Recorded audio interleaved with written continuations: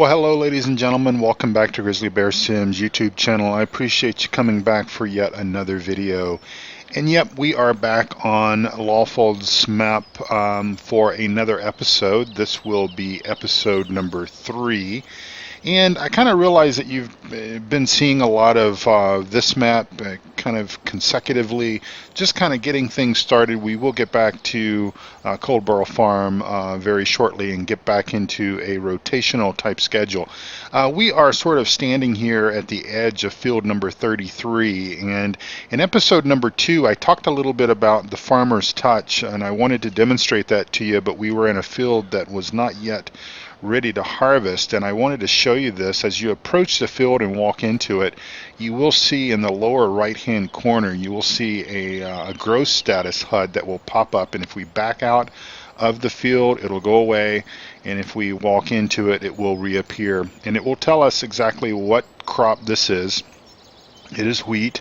And it is telling us that it is ready. And if we look at, if we pull up the escape menu and pull up the map overview, we will see that this is in the yellow, the first stage of ready to harvest. Now, what I don't know, and what we will obviously figure out together, because I'm not planning on harvesting this wheat crop today on this game day, but it's showing at 66%. Now, what I don't know is if that's indicating that it was 66% fertilized, therefore there will be a 66% yield. There's no way of determining the fertilization stage of this particular field since it was pre-planted. I'm assuming that once we plow it and once we fertilize it, it will then show just like it is showing for field number 27.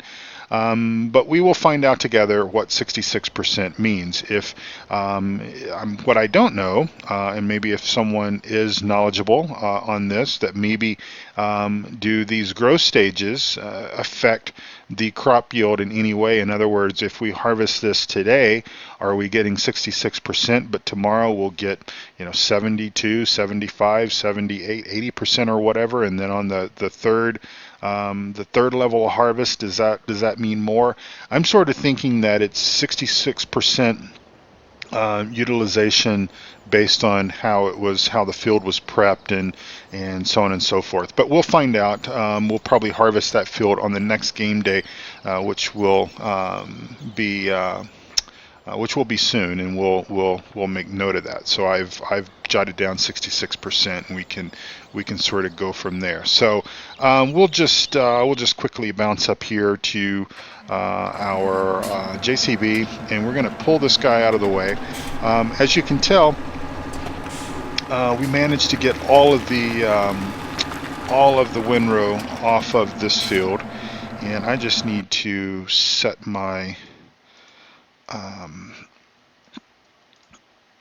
I just need to do that so that I can move my wheel, and we will stop and jump out and come over here and get this guy going. We're going to start our plowing here. We're going to let Courseplay control our New Holland and get him going. And let's see here. I think I've already got the route set up. We just need to load it. So this is field number 31.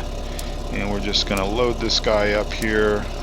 Nope, we don't need to do that. Four-wheel drive, and we'll do first waypoint. And I think, let me think here.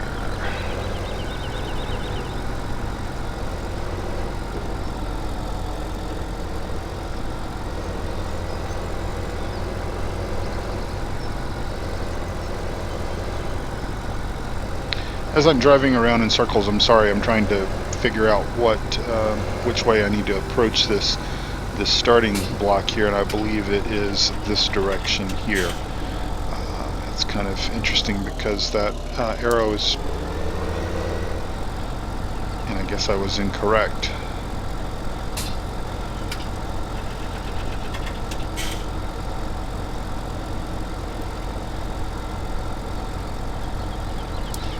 He's not going to correct himself because it's too tight of a circle, and we will get this sorted out here in just a moment. Drive course. Okay, just like into that, we'll make sure he gets going here. You know, it's kind of funny that when you don't use Courseplay for a little while, and of course, you know, many of you are like me, where you kind of stopped using FarmSim 15 when 17 came out, and you did. Obviously, we didn't have access to Courseplay for about a month or so, 5 weeks or so, something like that, and then you sort of forget some of the very basic kind of stuff. So we'll just kind of watch him and make sure that he can get going here, and he will do this field and plow this for us and do quite nicely with it. So we will jump back down to our JCB, and we are going to go ahead and drop this straw off and then come back and get started on another chore. But just thought I would show that I'm capable of remembering my way to the store and back. I did this trip probably 6 or 7 times. I managed to get all of the windrow off the field, and as you can tell from our bank account up in the upper right hand corner, we've got just over $52,000 or 52,000 pounds, since we are playing in British pounds, since we are farming in Scotland. Hope you all have had a wonderful week. It is Friday. Let's see, that would make it about the 6th of January. You know, the new year is well and truly underway. Hope it's been productive for you. Hope 2017 has been productive for you, and that everything is going smoothly for you. It's certainly here on my end. It was a relatively short week. Well, 4 days. Went back to work on Tuesday. My company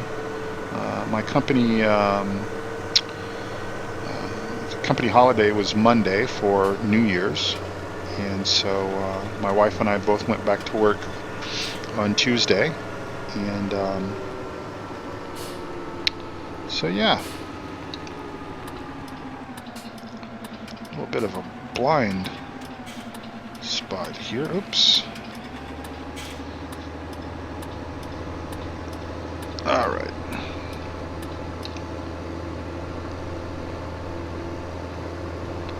For now, at least for now, I'm going to try to do more work on camera, or maybe I should say I'm going to plan to do less off-camera farming, just so that we'll just have to kind of see how that is going to go, because I sort of do a little bit of a mixture on my Let's Play series. When things, you know, when things are sort of maybe somewhat, and I'll just kind of go easy, take the easy route here for dumping this last batch here. We'll just dump inside the lines. This should bring us up around 55,000, a little over 55,000. Yep, $55,176. Not bad. Let's just kind of look and see what we made from that. Harvest income, let's take a look here. That's vehicle overview, finances. Since this is the only thing that we've sold, harvest income $22,859. So, you know, I mean, the straw, leaving the straw down and picking it up is certainly nothing to sneeze at. That will go a long ways towards doing something, buying some sheep, maybe picking up, maybe repairing that person's car after we crash into it. But you know, it'll go a long ways towards doing something productive on the farm, buying some seeds, maybe buying a bale trailer, something like that we can utilize. Because I was kind of thinking that perhaps if we owned a bale trailer, and that might speed up getting straw to market a little bit, you know, a little bit quicker. It is a little bit of a jaunt from the farm over to the sell point, and I think we must have made 7 or 8 trips probably total to get that straw off the field, and you know, being able to bell that and carry, carry more of it on a bell trailer than what we can fit in this foraging wagon. Might just kind of help speed things up a little bit. Sometimes you have to spend a little bit of money to make a lot more money, and we are doing things a little bit differently with this series, and we're going to try our best to stick to our general plan.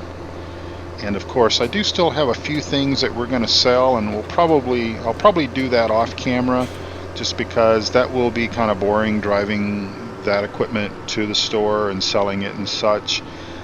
So I'll do that off camera so that we can get the maximum value. But we also have one of the other things that I did when I set the map up for play was I went ahead and zeroed out the bank loan, just because I didn't want to have that being held over our heads. So yeah, so we basically don't owe anybody anything at this particular point in time. Everything that we have, we own. All right, so let's go and see if we can find I'm thinking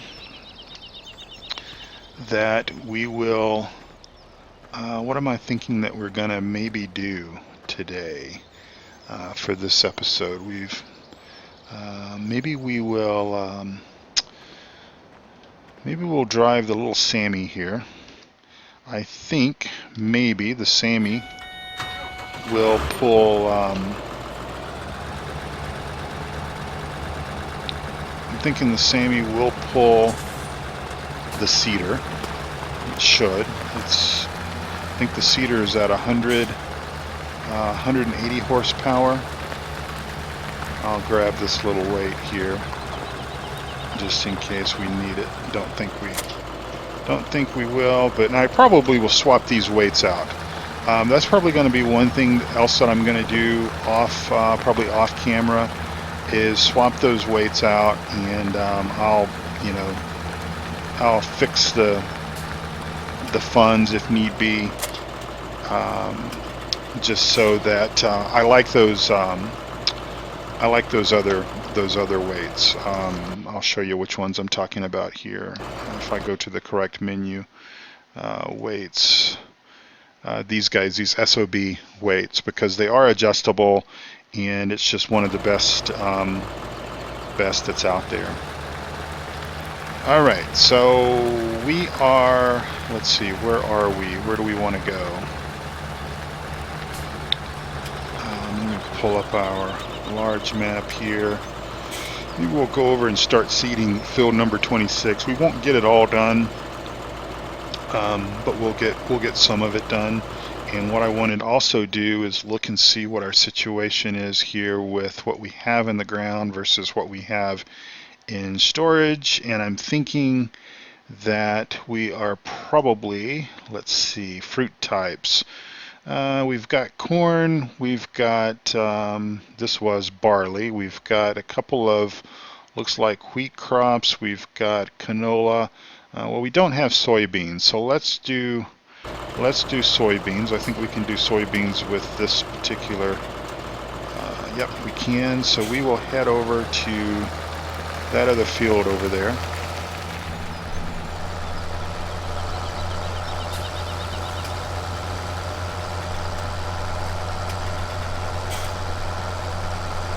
Can I get there from here? I think so.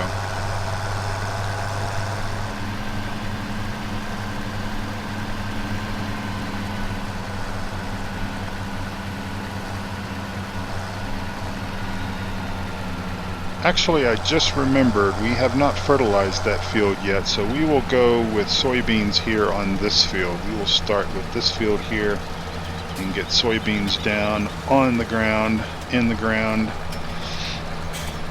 all of that good stuff. So let's pull up our GPS, just because, well, we have it, we might as well use it, and we don't need an offset, so we will blank that out. And looks like we're good to go there. And let's just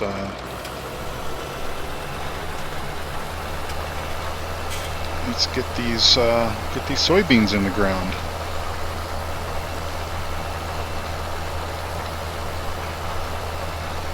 So I do have a little bit of traveling coming up this next week, actually early part of the week, Monday and Monday, Tuesday. But I'll be back Tuesday evening, but I will hopefully get enough videos recorded so that you really don't, you won't miss a beat from me, which will be a good thing. And so I plan to record enough content on Saturday and Sunday, so that would be basically the 7th and 8th of January, to be able to buffer in what we need.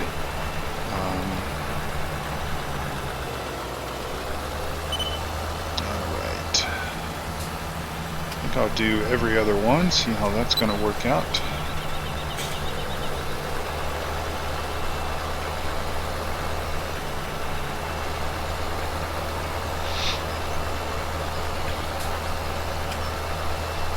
I do have to travel from time to time. I don't, and it's kind of funny because my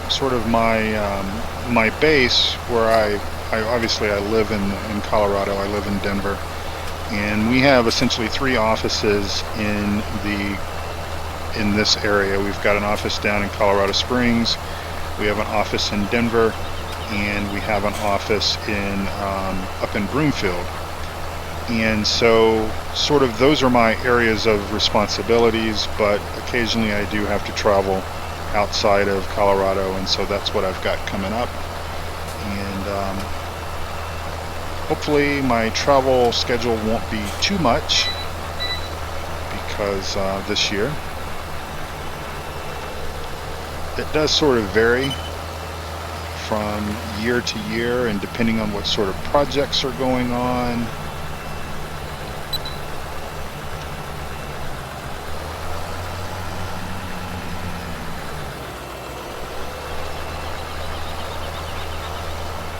When I was younger, I actually loved traveling, and it was probably something that I always would volunteer, always jump to the challenge of being able to travel and go places. And I've been very fortunate. In the 20 plus years that I have worked in the IT field, I have traveled to many different countries and experienced many different cultures and many different ways of life that I would have never had been able to experience had I not been in this field and not worked for the types of companies that I've worked for in my life. And so I'm certainly grateful for that.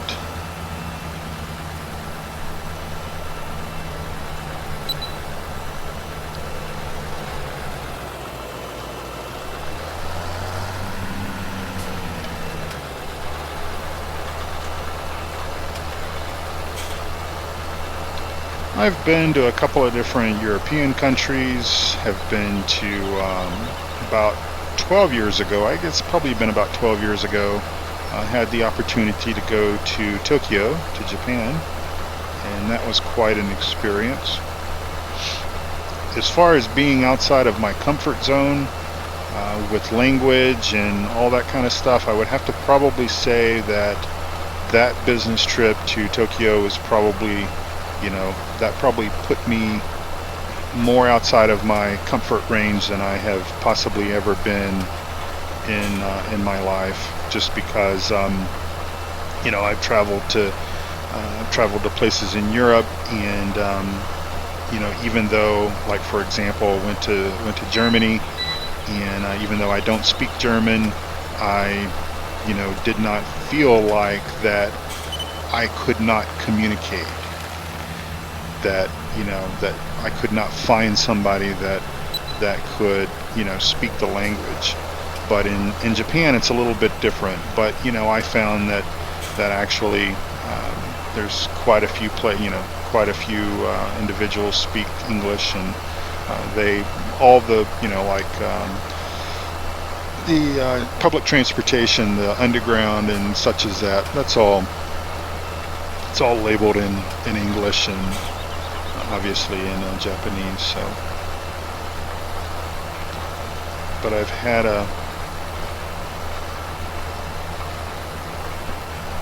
my career has been challenging, but at the same time it's been very rewarding. Of course, I met my wife through work, and of course that was the greatest thing of all, I think, was meeting her and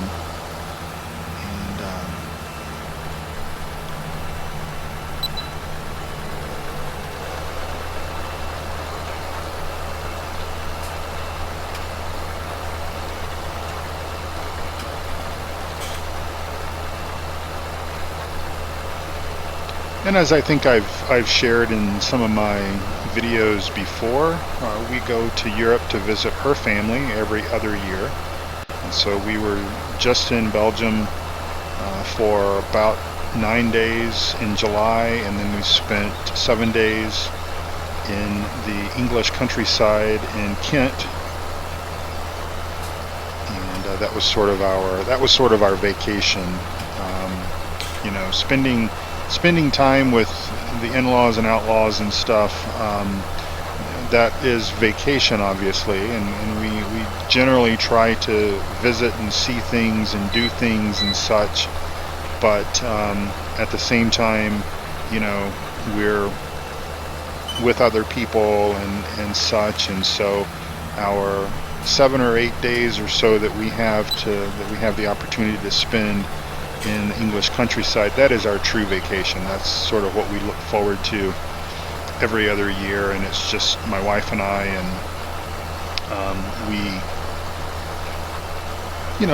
we go and see things. Sometimes we go and visit things that we had already visited.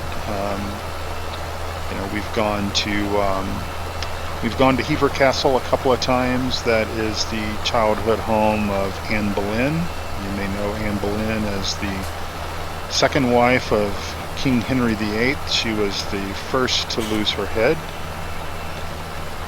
And so we've gone there a couple of times. Very beautiful gardens and such there.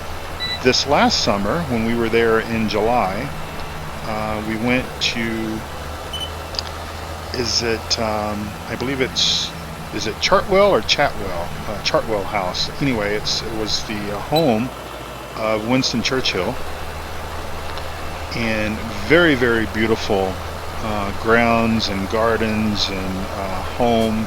And of course, you tour the home. You get to see his office area that was set up, and it was kind of interesting because if you've and I have quite a few friends that I know watch my videos that live in the UK, that live in England, and I don't know if Mike or Shawnee B or Stu have had the opportunity to visit Winston Churchill's home, but there's an interesting story, and I don't know if they tell this in all of the tours. It just so happened that we were there at the same time that a couple of other people were, and it was a very small group that was touring through the house at this particular on this particular day, and it's possible that we were told this story and others don't get to hear it. Well, so Winston Churchill had been given, I guess he had been given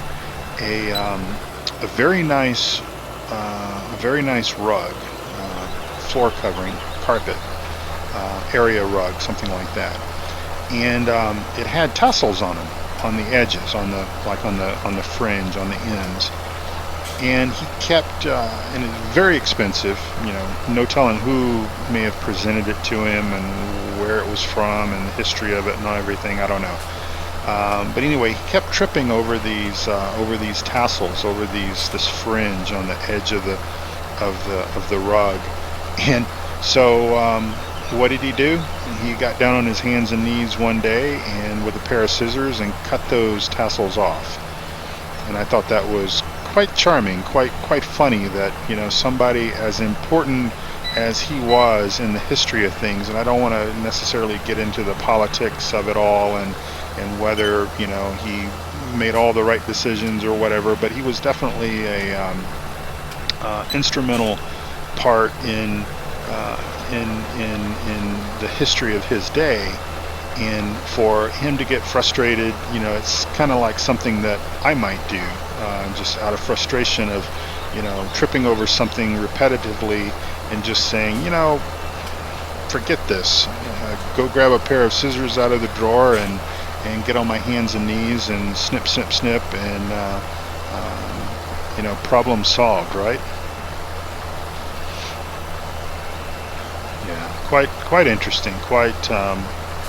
Quite an interesting man. He was actually quite a pretty decent artist. I mean, some of his paintings they had on exhibit there, and you know, and I'm not an expert on fine art. One of my I would suppose if I had to say who my favorite painter was, you know, in history, I would have to probably say Peter Paul Rubens, only because with my wife growing up in Antwerp, and that's where Rubens is from, and a lot of his work is in the cathedral in Antwerp. But so I mean, I really don't know anything, and I've been to the Sistine Chapel at the Vatican, and of course the works there are just phenomenal. But just looking at sort of the paintings that Winston Churchill painted is just quite extraordinary in my opinion. But yeah, it was a nice tour. We also went to where the Battle of Hastings took place, and of course 1066 if you're up on your history. And if you would think that, okay, well, I'm going to go and tour the battlefield where the Battle of Hastings took place, and if you thought that you would actually end up going to the town of Hastings to tour the battlefield, well, you would be wrong. It is not there, and we didn't make that mistake, so it's not. I didn't learn that firsthand. But you know, you think that, okay, the Battle of Gettysburg took place in Gettysburg, Pennsylvania. The Battle of Hastings surely took place in, you know, Hastings. There's a little town outside of Hastings that actually is called Battle, and it is on the train line, so we were able to take the train from where we were staying in Tunbridge Wells down to Battle, and we got off and toured the battlefield and the ruins. There was an old abbey there, and toured that, and it was just quite a interesting thing. So that's what we did in the summer.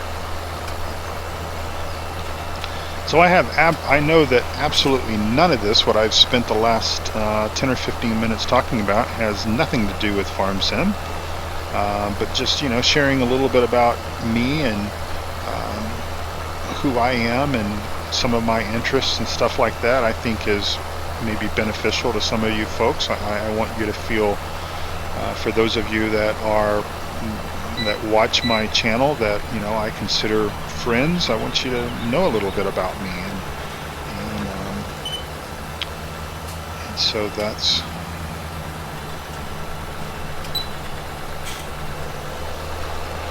and we'll come through here and do our headlands last, of course. But we are approaching the half-hour mark, and I am doing my darndest to keep the videos at around 30 to 35 minutes, because, you know something, I know I value your time. I appreciate the time that you give to me, and I know that I'm not the exclusive farm sim YouTuber that you're watching. I certainly hope I'm not, because there are so many others that do such a much better job than I do, or at least do things differently than I do, and I hope that you are taking advantage of that and watching some of those other YouTube folks. And so I like to just at least express that I understand that your time is limited, as well as my time is limited as well, but I do want to keep things short, and I will just kind of say thank you for watching. And I do apologize that this episode was kind of a little bit of a hodgepodge of things. We started off getting the plow going, and then we took that load of straw down to the sell point. But as I've said before, these are all things that we do on a farm on a consistent basis. It's all jobs that need to be done here on this farm. This farm is no different. And so just thank you for watching. I really appreciate that. I'm going to go ahead and finish this field off, and I really don't know why I'm driving all the way back down and starting on this other end, but I think I just will. And I appreciate you watching, and I hope that you will tune back in at another moment of time that you have available, and catch another one of my videos either on Coleboro Park Farm or this map, or even Goldcrest Valley when we get that fired back up again. So thank you all for watching. Thanks for leaving a like, and thanks for subscribing as well. And don't forget, guys, check out some of those other YouTube channels in my featured channel list. Guys like Reefy1952, The Bipolar Prophet, Shawnee B, Species7, our good friend Eustace Pharmer, all of that list there. Go through that and check that out and visit those guys. I certainly appreciate it. They appreciate it. And TBF Gaming, Multi-Mikey 123, Wheels247. I think that's pretty much, Disco. Check all those guys out. Again, thank you for watching. Please leave a like. Please subscribe if you have not already done so. And I will see you back here very, very soon. Take care now. Bye-bye.